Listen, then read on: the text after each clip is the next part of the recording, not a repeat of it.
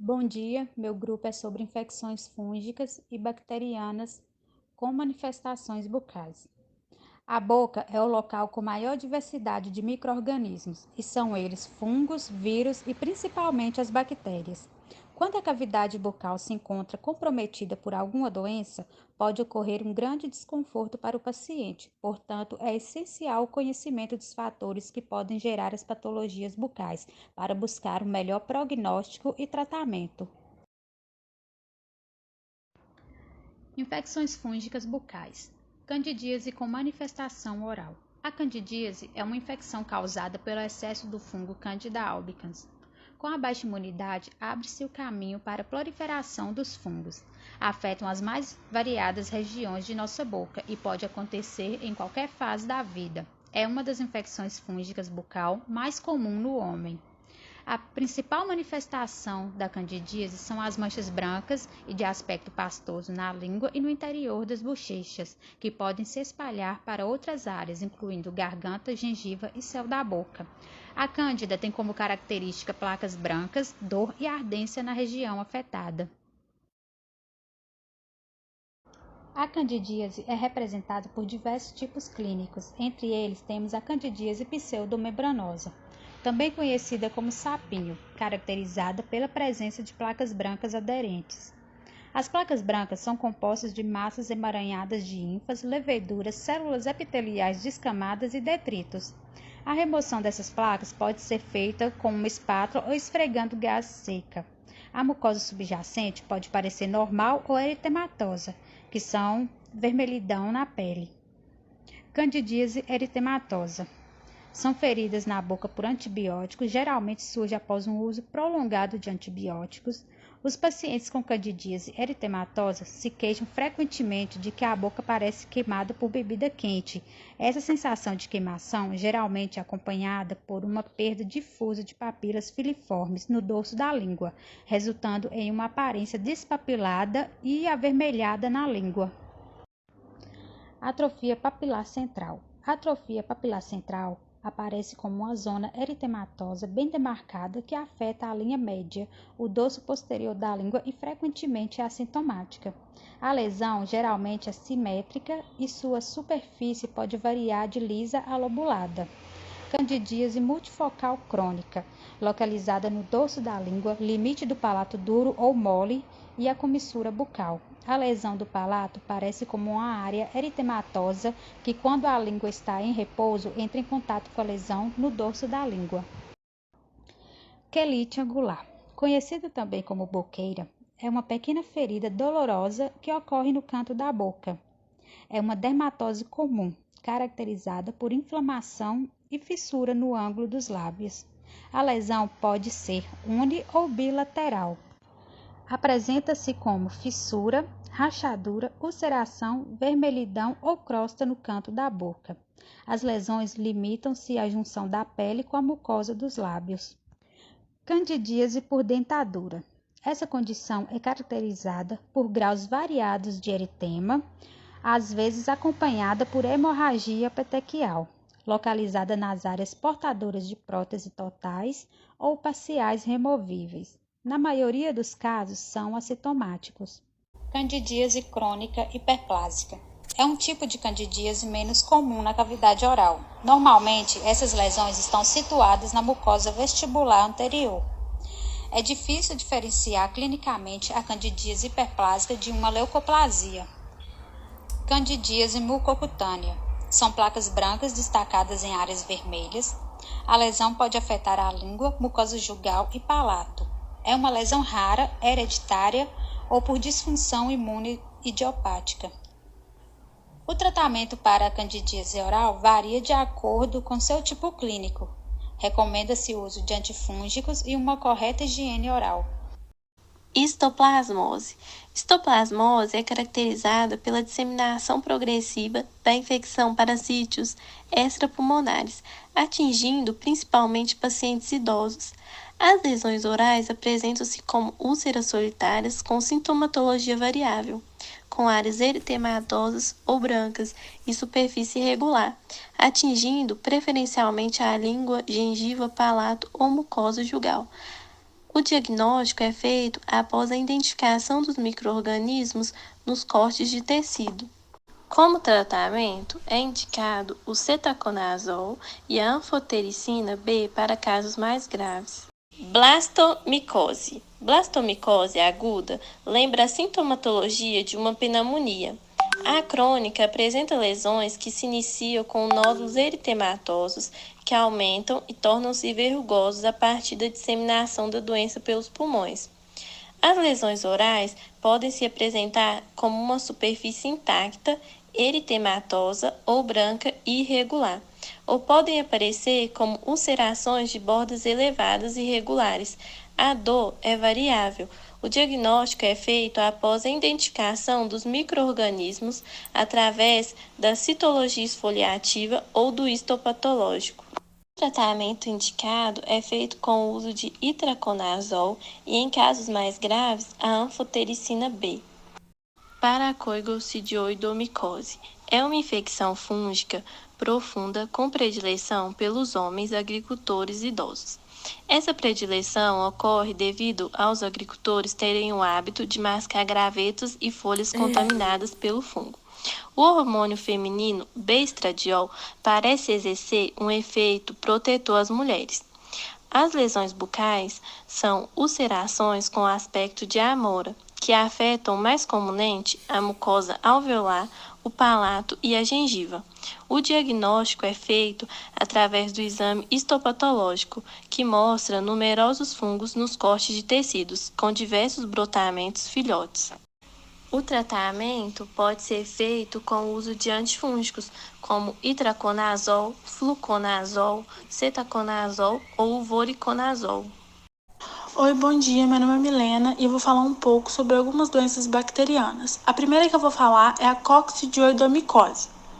A causa dessa doença é uma infecção causada pelo fungo Coccidioides, que afeta geralmente os pulmões. Essa doença é dividida em 3 grupos: assintomática, pulmonar progressiva crônica e disseminada em pacientes imunossuprimidos. Os sintomas são febre, tosse, dor no peito, calafrios, dor de garganta e hemoptise, que são pequenas quantidades de sangue misturadas com escarro. O diagnóstico dessa doença pode ser realizado através do eritema, que é uma reação do sistema imunológico que leva à aparição de algumas feridas na boca. A gente colocou essa foto e vocês podem ver que as feridas são bem características dessa doença. Ela tem um formato irregular, um formato um pouco arredondado, com algumas bolinhas e algumas manchinhas brancas. O tratamento pode ser realizado com fluconazol, que é indicado para casos mais brandos, e a anfotericina B, que são em casos mais graves. A próxima que eu vou falar é a criptococose. A doença nestes pacientes dissemina-se envolvendo as meninges, que são membranas que revestem todo o nosso sistema nervoso, pele, osso e próstata, causando cefaleia, vômito e rigidez do pescoço. As lesões orais são descritas como úlceras crateriformes que não cicatrizam, com consistência mole à palpação. No próximo slide, eu vou colocar um exemplo dessa úlcera. O diagnóstico é feito através da titulação dos anticorpos sanguíneos, da cultura e da análise histopatológica. Essa análise histopatológica consiste em avaliar com o microscópio um fragmento do tecido. Ou seja, o profissional vai retirar um pedaço do tecido que tem essa úlcera e vai analisar com o microscópio. Bom, a gente colocou essa imagem onde aparecem algumas úlceras. Vocês podem ver que aparecem algumas no rosto e algumas na comissura labial superior e inferior.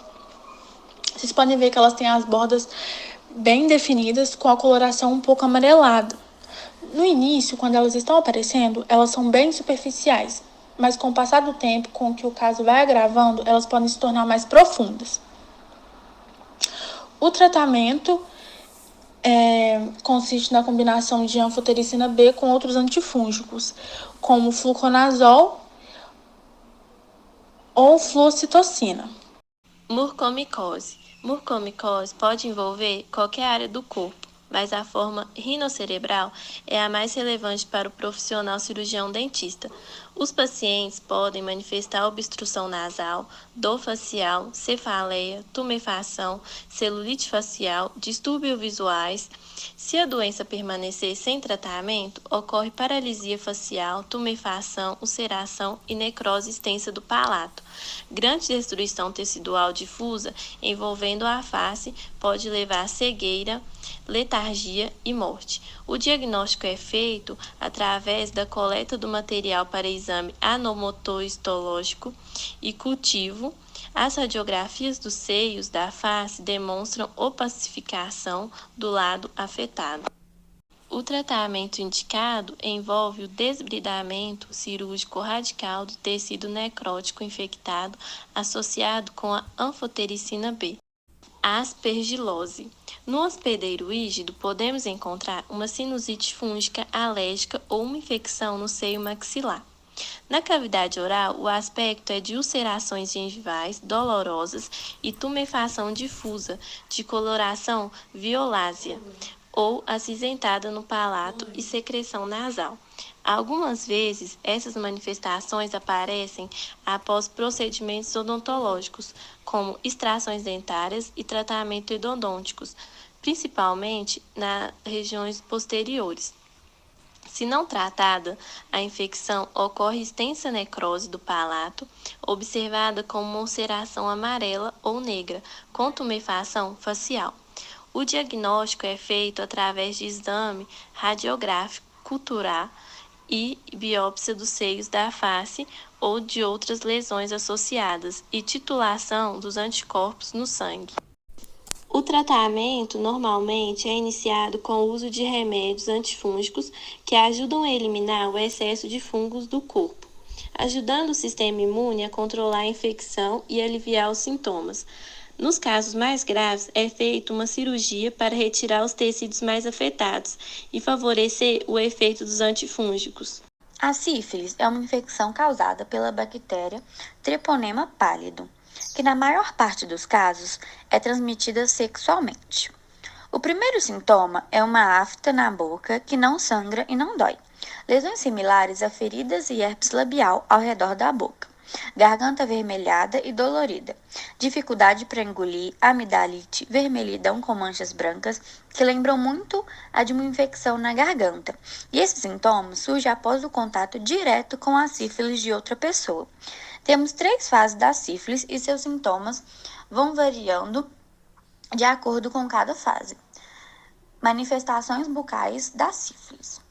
A sífilis primária é o estágio inicial, surge cerca de 3 semanas após o contato com a bactéria. Ela é caracterizada pelo aparecimento do cranco duro, que é uma pequena ferida ou um caroço que não dói, e depois de 4 a 5 semanas desaparece sem deixar cicatriz. E sua localização pode ser nos lábios, língua, palato ou gengiva.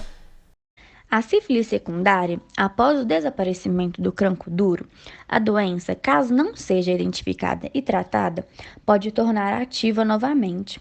Nessa fase, a bactéria já foi capaz de se multiplicar e se espalhar para outros locais por meio da corrente sanguínea. Essas lesões são caracterizadas como manchas rosadas ou pequenos caroços acastanhados, com alguns sintomas como linfadenopatia indolor, dor de garganta, mal-estar, dor de cabeça, febre, dores musculares e entre outros. A sífilis terciária é a fase mais grave da doença. Ela aparece em pessoas que não conseguiram combater a doença na sua fase secundária ou que não tiveram um tratamento adequado. E nessa fase, ela se caracteriza por lesões maiores, dor de cabeça constante, náuseas e vômitos, entre outros. Sífilis congênita é quando o bebê adquire a bactéria durante a gestação ou no momento do parto. Essa sífilis durante a gravidez pode causar aborto, malformação ou morte do bebê ao nascer. Caso o bebê sobreviva, os sintomas vão surgir nas primeiras semanas de vida ou até 2 anos após o nascimento. E eles são manchas arredondadas vermelhas ou cor-de-rosa, pneumonia, anemia, problema nos ossos e nos dentes. E quando a lesão compromete a boca, é chamado de dentes de Hudson, que afetam os dentes incisivos e molares. O tratamento para sífilis congênita costuma ser feito com o uso de 2 injeções de penicilina por 10 ou 14 dias. Para um diagnóstico correto, deve procurar um médico para fazer um exame chamado VDRL, que identifica o treponema pallidum no organismo. A sífilis pode ser facilmente tratada, mas o seu tratamento deve ser iniciado o mais rápido possível para evitar o surgimento de complicações mais graves. O impetigo é uma infecção bacteriana da pele que acomete preferencialmente crianças entre 2 e 5 anos, mas pode surgir em adultos também. É uma doença contagiosa que surge com mais frequência na época do calor. Ela pode ser causada por 2 tipos de bactérias, Streptococcus pyogenes e Staphylococcus aureus. A contaminação com a bactéria costuma ser pelo contato direto de pele com pele, mas pode ser também através de roupas e toalhas de outra pessoa ou até mesmo em brinquedos, no caso das crianças. Impetigo comum ou não bolhoso é a forma mais comum. Se inicia com pequenas pápulas vermelhas que lembram muito de uma picada de mosquito, mas que evoluem rapidamente para pequenas pústulas, que são lesões com pus. E essas lesões se estouram e formam crostas com uma coloração dourada. Essas lesões não costumam doer, mas o ato de coçar pode favorecer a disseminação da doença. E com o tempo, as crostas vão sumindo sem deixar cicatrizes. Impetigo bolhoso é causado apenas pela bactéria Staphylococcus aureus, que pode produzir toxinas causando o descolamento da epiderme e assim favorece o aparecimento das bolhas. A lesão inicial do impetigo bolhoso é igual ao do comum. Se inicia como uma pápula, mas se evolui rapidamente para bolhas amareladas. Essas bolhas normalmente se rompem deixando uma crosta e costumam se curar sem deixar cicatrizes. O tratamento é feito com antibióticos para reduzir a infecção e evitar a propagação da bactéria, mas normalmente é curado sozinho. Faringite e tonsilite estreptocóica é a famosa dor de garganta, que causa muito incômodo e costuma ocorrer tanto em adultos quanto em crianças. Essa dor é provocada por inflamação nas amígdalas ou na faringe, que chamamos de amidalite ou faringite. Na maioria dos casos, a dor de garganta é causada por uma infecção viral, mas também temos a infecção bacteriana, que é Streptococcus pyogenes. Ela é altamente contagiosa, podendo ser transmitida através da tosse, espirro, saliva, compartilhar copos, talheres, mãos contaminadas. O período de incubação é de 24 a 72 horas, mas pode chegar até 2 semanas. E seus principais sintomas são a dor de garganta, febre, dor de cabeça, vermelhidão e placas nas amígdalas e faringe. Os sinais mais específicos dessas bactérias são a presença de petequias no palato e pus. Na maioria dos casos, para identificar se realmente é bacteriana, deve ser feito um exame para confirmação. E se for positivo, o paciente deve ser tratado com antibióticos. Gonorreia. A gonorreia é uma doença sexualmente transmissível causada pela Neisseria gonorreia, conhecida também como gonococo. Ela vai possuir 2 tipos de infecções de contato direto ou indireto com a bactéria. Geralmente é assintomática ou de sintomas leves, e na boca afeta a região orofaríngea, sendo rara sua manifestação. Em suas formas mais severas, exibem edema e eritema com pústulas pontiformes erosivas ou ulceradas e destruição papilar gengival. Ocasionalmente, a infecção pode simular a gengivite ulcerativa necrotizante, a GUN. Porém, alguns clínicos relatam que o odor oral típico da GUN está ausente, fornecendo um indício importante para a verdadeira causa. Podem estar presentes linfadenopatia submandibular ou cervical. Linfadenopatia é um inchaço das glândulas em resposta à infecção bacteriana. Na foto, que já foi apresentada pelo nosso professor André, mostra esta destruição, essa exposição da papila gengival e essa região que está mais em branco aqui, como a gente pode verificar na lesão. E se for diagnosticada, pode se tratar com antibióticos, juntamente do acompanhamento clínico. Febre escarlatina. É uma infecção sistêmica produzida por Streptococcus beta hemolíticos do grupo A. Vai afetar a região da língua e essa doença começa como uma faringite estreptocócica, na qual a bactéria libera uma toxina eritrogênica que vai atingir os vasos sanguíneos e produzem as erupções cutâneas. Neste período, o paciente tem uma febre alta que vai baixando aos poucos nos dias subsequentes até desaparecer. As erupções cutâneas elas vão dar evolução na doença, onde na língua surge a hipertrofia das papilas fungiformes, com uma cor avermelhada, recobertas por uma camada esbranquiçada. É por isto que essa doença tem uma nomenclatura de língua em morango.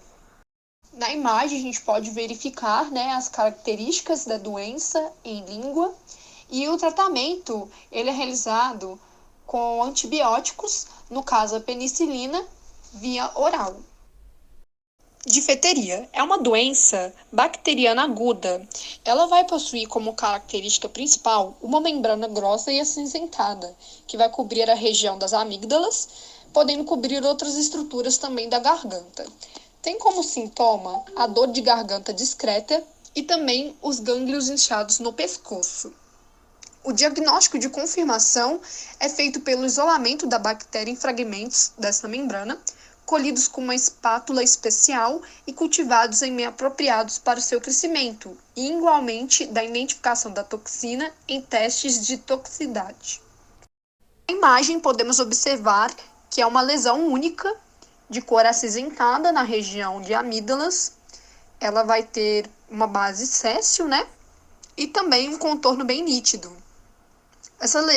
A difteria, o tratamento, ele é feito com soro antidifetérico, que deve ser ministrado em uma unidade hospitalar. A finalidade desse tratamento é inativar a toxina da bactéria o mais rápido possível, e o uso do antibiótico é considerado como medida auxiliar do tratamento, ajudando a interromper o avanço da doença.